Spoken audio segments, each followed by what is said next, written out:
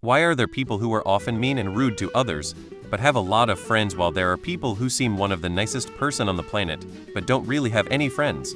Sometimes it's not about being nice or mean, but about how you vibe with people. Confidence, even if it's rude, can sometimes be mistaken for charisma.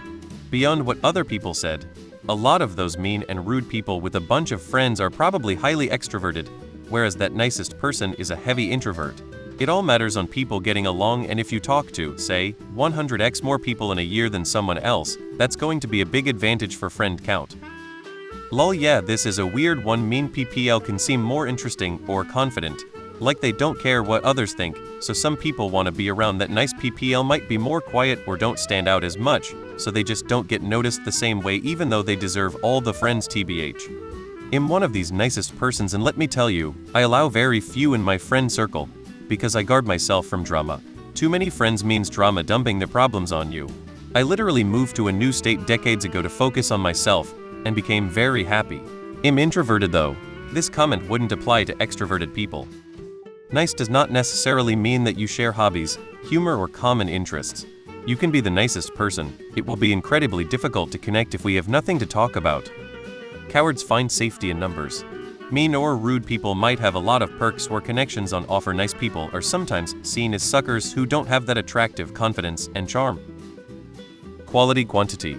I'd rather have 2 loyal best friends throughout my whole life, and we age together, rather than 20 fake friends that will leave or ghost you the moment you need them. Their friends aren't the target and are entertained by seeing the target suffer.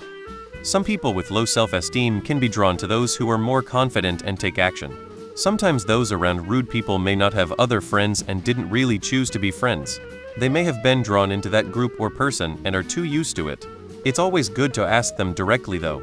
The trick is to ask in a way that isn't obvious. As in, how did you meet? How did you become friends? What do you normally do when you hang out? What's your favorite thing about them? The last question often catches people off guard since it's so personal and can sound accusatory to some. However, you have to speak in a non-threatening way. You'd be surprised by the things you can talk about with strangers just by your demeanor.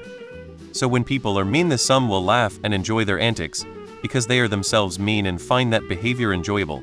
Meanwhile, those that are not inherently mean will try to be more friendly toward that person because they themselves do not want to be the focus of the mean person's attention.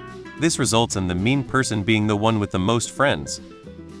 My assumption about mean people is that they either naturally hang around with other mean people, or they know that they are mean, and they are only nice when they want to use somebody, even if it's for the sake of friend count. My assumption for nice people is that they were too nice and got taken advantage of by mean people. Basically, they were people pleasers. It's also worth mentioning that it all just depends on social skills. Maybe rude people needed to learn some social skills in order to get themselves out of the bad situations they have put themselves in. Nice people sometimes overcompensate with being nice, because they may lack some social skills and feel like they never get that close to anybody.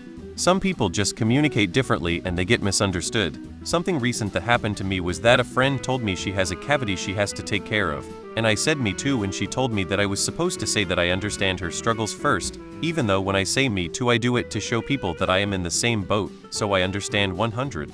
This seems to be one of those situations that divides people into 2 groups, one that simply says it to show that they relate to you, and another that gets absolutely pissed. Being mean is how many people feel better about themselves. If someone else is weird, they are better about being normal. If someone else is quiet, they are better about being social. Being mean builds togetherness. If someone is nice to all people, it forces others to be nice to people who they see less worthy, and that's not all right to them. You probably guessed I'm the kind that is lonely.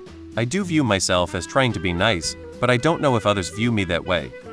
To be completely honest, I like being mean and rude to people, but I feel bad being mean to nice people, which is why I prefer to be friends with mean and rude people so I can be mean and rude back.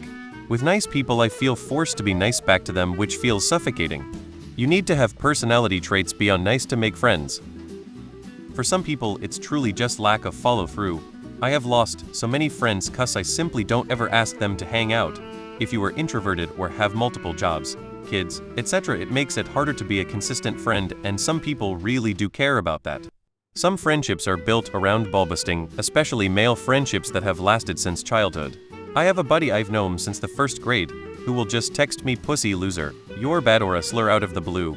We are 27, it makes me happy to see he is thinking of me.